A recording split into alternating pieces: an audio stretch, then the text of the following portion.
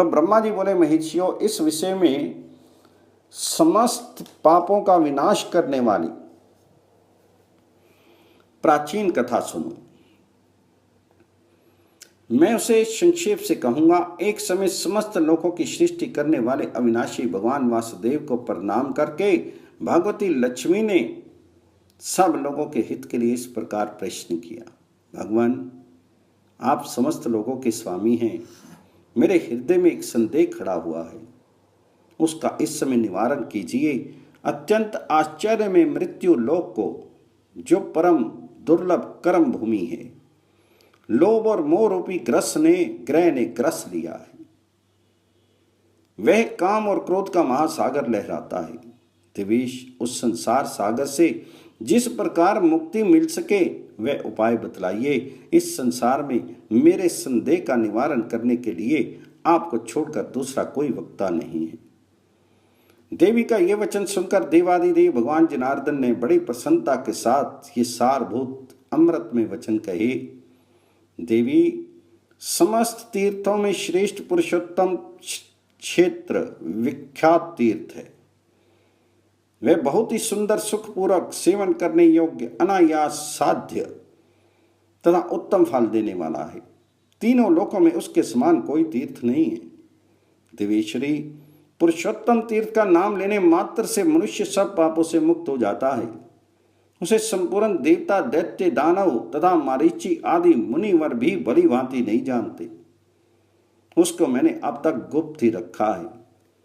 इस समय उस तीर्थराज की महिमा का वर्णन करता हूं, तुम एक चित्त होकर सुनो।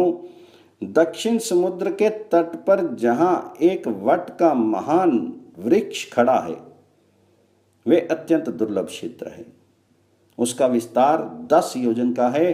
वह वट कल्प का संहार होने पर भी नष्ट नहीं होता। उस वट वृक्ष के दर्शन से तथा उसकी छाया के नीचे चले जाने से ब्रह्म हत्या भी छूट जाती है। फिर अन्य पापों की तो बात ही क्या है।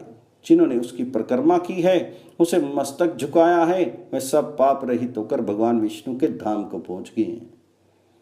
उस वट वृक्ष के उत्तर और भगवान केशव के कुछ दक्षिण जो बहुत बड़ा महल खड़ा है, वह धर्म में पद है। वहां स्वयं भगवान जी की बनाई हुई प्रतिमा का दर्शन करके पृथ्वी के सब मनुष्य अनायास ही मेरे धाम में चले जाते हैं। प्रिय, इस प्रकार सब लोगों को बैकुंठ धाम में जाते देख एक दिन धर्मराज मेरे पास आए और मुझे प्रणाम करके इस प्रकार बोले।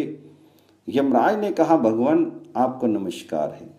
देव, आप संपूर्ण लोकों के स्वामी और समस्त विश्व के पालक हैं, आपको नमस्कार है। आप क्षीर सागर के निवासी और शेषनाग के शरीर की शैया पर शयन करने वाले हैं। आप सबसे श्रेष्ठ, वरेण्य और वरदाता हैं। सबके कर्ता होते हुए भी स्वयं अकृत हैं। आपको किसी दूसरे ने नहीं बनाया है। आप प्रभु शक्ति से संपन्न, संपूर्ण विश्व के ईश्वर, अजन्मा, सर्वव्यापी, सर्वज्ञ तथा किसी से प्रास्त न होने वाले हैं। आपका श्री विग्रह नील कमल दल के समान श्याम है। नेत्र खिले हुए कमल की शोभा धारण करते हैं। आप सबके ज्ञाता, निर्गुण, शांत, जगत आधार, अविनाशी, सर्वलोक सृष्टा तथा सबको सुख देने वाले हैं। जानने योग्य प्राण पुरुष, व्यक्त अव्यक्त स्वरूप सनातन परमेश्वर, कार्य कारण के उत्पादक, लोकनाथ एवं जगत गुरु हैं। आपका वक्षस्थल श्री वत्सचूर्ण से शोभित है। आप वनमाला से विभूषित हैं। आपका वस्त्र पीले रंग का है। आपकी 4 बाहें हैं। आप शंख, चक्र, गदा, हार, कयूर, मुकुट और अंगद धारण करने वाले हैं।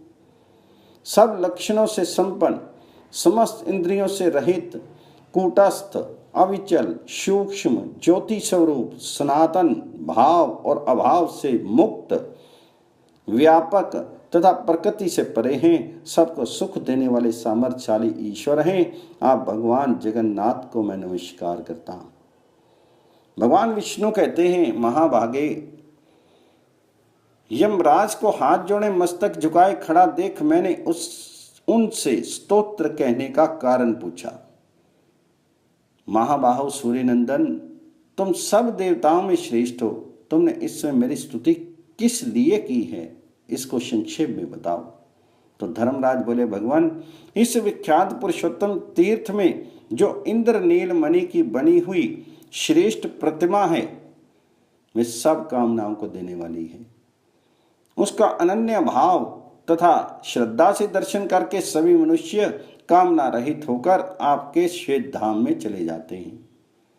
अतः अब मैं अपना व्यापार नहीं चला सकता।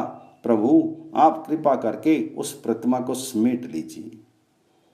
तो धर्मराज का यह वचन सुनकर मैंने उनसे कहा, यम, मैं सब ओर से बालू के द्वारा उस प्रतिमा को छिपा दूंगा। तंत्र वह प्रतिमा छिपा दी गई। अब उसे मनुष्य नहीं देख पाते थे। उसे छिपा देने के बाद मैंने यमराज को दक्षिण दिशा में भेज दिया।